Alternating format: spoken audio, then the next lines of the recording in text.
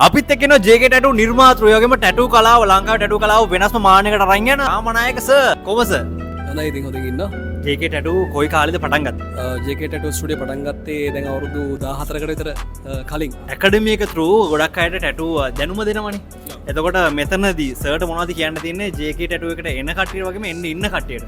ඇත්තටම ජේකේ ටැටු ඇකඩමිය ආයතනය තෝරගත්තොත් එහෙම ඔයාගෙත් මගෙත් බලාපොරොත්තුව තියෙන්නේ වෘත්තිමය විදිහට සාර්ථක වෙන්න වගේම ආර්ට් එක ඇතුලේ හොඳ දෙයක් ලංකාව වෙනුවෙන් කරන්න. පුද්ගලයෙක් විදිහට හරි දෙයක් ලංකාවට ගැලපෙන දෙයක් අපේ තරුණයන්ට ප්‍රයෝජනවත් දෙයක් කරන්න තමයි බලාපොරොත්තුව තියෙන්නේ. ඉතින් ඔයාගෙත් මගෙත් එකම බලාපොරොත්තුව සාර්ථක වීම සක්සස් වීම. ඉතින් ඒකට මම තරුණයන්ට අත දෙන එක තමයි ටැටු ශ්‍රේෂ්ඨය වැරදි විදිහට භාවිතා කරන්න නැතුව මේ කලාව හරියට භාවිතා කරලා සාර්ථක වෙන්න තමයි මගේ මේ අරමුණ තියෙන්නේ. ඒවගේම ජේකේ ටැටු එකේ ලස්සන වැඩක් වෙනවා ඇකඩමි එකේ. ඉතින් අපි කියමුකෝ චුට්ටක් කට්ටියට මොකද්ද අද මේ වෙන්නේ වගේ මේ මාසේ පුරාටම වෙන්නේ කියලා. ඔව් මේක අද කරන්නේ ඇකඩමි කම්පිටිෂන් එකක්. ඒක ඉන්ක් කම්පිටිෂන් කියලා. හැම බැච් එකකටම මේක අපි මේ ෆස්ට් ටයිම් කරන දෙයක් නෙවෙයි ලංකාවේ. බැච් 1 එකේ ඉඳලා බැච් 10 එක දක්වා මේ වගේ කම්පිටිෂන් කරා. ඉතින් මේ පාර වෙනස් විදිහට තමයි මේ කම්පිටිෂන් එක කරන්නේ.